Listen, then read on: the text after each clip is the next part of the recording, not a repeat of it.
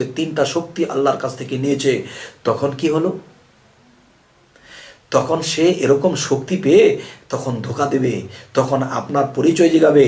সেই পরিচয় তোমার মানব কোরআনের মধ্যে কোথায় আছে? তোমার আল্লাহর পরিচয়, তোমাকে যে আল্লাহ সৃষ্টি করেছে তার প্রমাণটা তোমার মানব দেহ কোরআনের মধ্যে কোথায় আছে? তোমার মধ্যে যে শয়তান, আমি যে একটা শয়তান তোমার মধ্যে যে আমি স্থান করে নিয়েছিলাম, তোমাকে নামাজের মধ্যে ঘুরাইছি, আল্লাহর জিকিরের মধ্যে ঘুরাইছি, মন বসতে দেই নেই, আমি তোমার মধ্যে কোথায় বসে আছি তুমি কি দেখেছো? দেখুনি। আজ তুমি অন্ধ হয়ে পৃথিবী থেকে মৃত্যুবরণ করেছ। এই দুনিয়ায় যারা অন্ধ থাকিবে এবং হাসরের দিনও তারা অন্ধ থাকিবে, তখন সেই অন্ধত্ব মানুষকে যখন শয়তান বিপদে ফেলে দেবে, তখন তাকে রক্ষা করার কেউ থাকবে না। এই জন্য বলা হয়েছে, মান আরাফা নাফসাহু ফাকাদারা রাব্বাহু।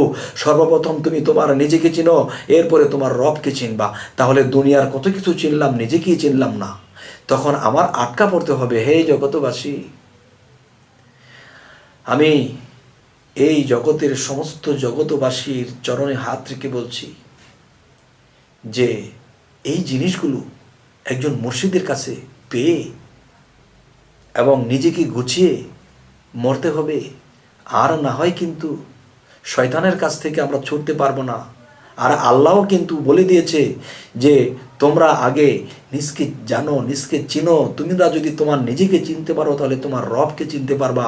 এই জিনিসগুলো আমরা করিনি, যার ফলে এই আহম্মদী ইবাদত করেছি, মোহাম্মদী ইবাদত করিনি, যার ফলে আমরা আটকা পড়ে যাব।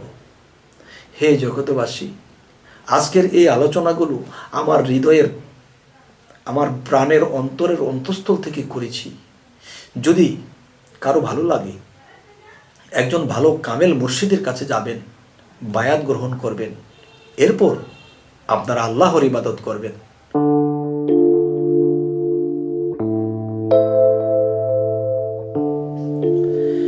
হে জগতবাসী, আমি শামীম আলী চিশতি আজ আপনাদের সামনে কিছু আলোচনা নিয়ে আসলাম। সেই আলোচনাগুলো হলো যে আমরা এই পৃথিবীতে চলে ফিরে খাই, কত দরবারে যাই, কত উলিয়ার কাছে যাই, কত মানুষ দেখতেছি, মুসল্লি দেখতেছি, পাগল ফকির দেখতেছি, হ্যাঁ, কত উলিয়ার দরবারে গিয়ে কত উলিয়াকে দেখতেছি। কিন্তু একজন উলিয়াকে কি দেখে চিনব যে সে একজন আউলিয়া? একজন মুর্শিদকে, একজন পীরকে কি দেখে বুঝবো সে একজন কামেল পীর? আচ্ছা, তাহলে সেই কামেল পীরকে চিনতে যে দেখার মাধ্যমে যে জিনিসগুলো চিনব সেগুলো আমি তুলে ধরব, এবং সেই চেনার পরে যেই জিনিসগুলো আপনি তার কাছ থেকে পেলে আপনি তাকে মুর্শিদ হিসেবে মানতে পারেন, সেটা আমি তুলে ধরব ইনশাআল্লাহ। হে জগতবাসী, যে এ কথাটা আমি বলে দিই যে অনেকেই ভাববেন যে আমি শুধু জগতবাসী বলি কেন। কারণ যে আমি যদি বলি হে মুসলমানবাসী, তাহলে কি হলো যে আমি বেছে বেছে বলতেছি মুসলমানকে, তার মানে অন্য ধর্মের লোকেদেরকে বলছি না। দেখুন, এই যে কোরআনটা নাজিল হয়েছে শুধু মুসলমানের জন্য নয়,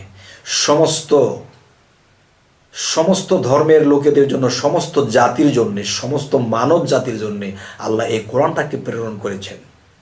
তাহলে এই কোরআনটা শুধু ইসলাম ধর্ম এবং মুসলমান ধর্মের জন্যই আসেনি, এবং এসেছে সমস্ত মানব জাতির জন্য। তাই আমি বলে থাকি হে জগতবাসী, তার মানে জগতের মধ্যে সমস্ত ধর্মের লোকেরা আছে, সমস্ত স্তরের লোকেরা আছে। এই সকল স্তরের লোকেদের জন্য এই আমার আলোচনা। যদি বলতাম হে মুসলমান ভাইয়েরা, হে মুসল্লি ভাইয়েরা, তাহলে তো আমি ক্ষুদ্র আলাপ করলাম। আর এখন যখন জগতবাসী বলেছি, তো সমস্ত জগতের মানুষ যদি শুনে, নিজেকে এই কথাগুলো শুনে এবং নিজের মধ্যে সেই জিনিসগুলো সেট করতে পারে, তাহলে আমরা মানব জীবন ধন্য হবে। তো হে জগতবাসী, প্রথমত যে লক্ষণ, সেই লক্ষণগুলো হলো যে যখন একটা আউলিয়ার কাছে আমি গিয়েছি, একটা পাগল ফকিরের কাছে গিয়েছি, একজন পীরের কাছে গিয়েছি, তো কি করে বুঝবো যে একজন কামেল মুর্শিদ একজন ভক্তকে নিলে তখন তাকে বীজ রূপে রোপণ করা হয়।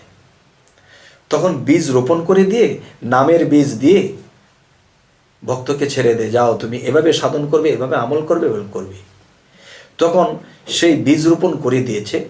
তখন সে যখন আল্লাহর নামের সে সাধনা সে আমল করতে থাকে, তখন সেই বীজ থেকে আস্তে আস্তে গাছ হয়।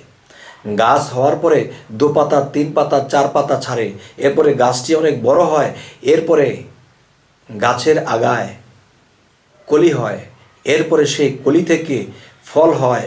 ফল হলেই কিন্তু খাওয়া যাবে না, সেই ফল পাকতে হবে। এবং ফল যখন পাকবে তখন কি হবে? তখন গাছটা একসময় স্ট্রং ছিল, সোজা খাড়া ছিল। যখন গাছটার মধ্যে ফলে ভর্তি হয়ে গেছে, তখন সেই গাছটি নেচা হয়ে গেছে ফলের ভারে। ফলের ভারে যখন নেচা হয়ে গেছে, তখন বাচ্চারাও পেরে পেরে খেতে পারে এবং মানুষ হাত দিয়ে পেরে খেতে পারে। তার মানে ফলের ভারে গাছের মাথাটা নিচে হয়ে গেছে। হে জগতবাসী, এই পৃথিবীতে কোনো অলি আউলিয়া পীর মুর্শিদ যার কাছেই যাওয়া হবে, যদি দেখা যায় যে সে যদি সেই পীর মুর্শিদের কাছে কেন যায়, যে আমরা যেন তার কাছে গেলে একটা ভালো ফল পাই। আর সেই ফলওয়ালা গাছ যদি এই পীর সাহেব এই মুর্শিদ হয়ে থাকে, তাহলে সে যদি স্ট্রং করে কথা বলে, এই সেই এমনে সেমনে ঝাঁকি দিয়ে উচ্চারণকে কথা বলে, তখন বোঝা যাবে তার গাছটা সোজা। তার মানে তার গাছের মধ্যে ফল নেই। যদি ফল থাকতো তাহলে ফলের ভারে সেই গাছটি যেরকম নিচু হয়ে যেত।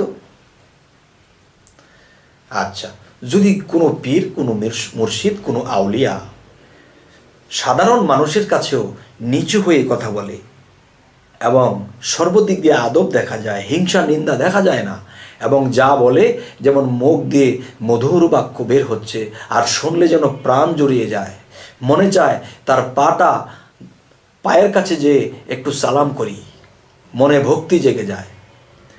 যখন নরম হৃদয়ে কথা বলতে বলতে বলতে তার কথা শুনতে শুনতে চোখে পানি এসে যায়, তাকে দেখলে মনে হয় আমি নবী রাসূলদের কথা মনে পড়ে, যে তার মধ্যে নবী রাসূলের যে একটা ভাব চরিত্র পাওয়া যাইতেছে, তখন বুঝবেন যে সে ছোট হোক বড় হোক সকলের কাছে তার মাথাটা নিচে হয়ে যাইতেছে। কথা বলতেছে, চোখের দিকে তাকায় বলে না, সে নিচের দিকে তাকায় বলে, তার মাথাটা বারবার নিচের দিকে চলে যায়। তখনই বুঝবেন যে এই সেই পীর, এই সেই আউলিয়া, তার গাছে ফলে বোঝাই, তাই তার মাথাটা বারবার নিচে হয়ে যাচ্ছে। হে জগতবাসী, যদি একজন পীরকে, একজন মুর্শিদকে, একজন আল্লাহর আউলিয়াকে চিনতে হয়, জানতে হয়, প্রথমত লক্ষণ আপনি এটা দেখবেন, যারা হাউ মাউ করে কথা বলে, মাথা স্ট্রং থাকে, বুঝতে হবে তাদের ভিতরে সেই ফল হয়নি।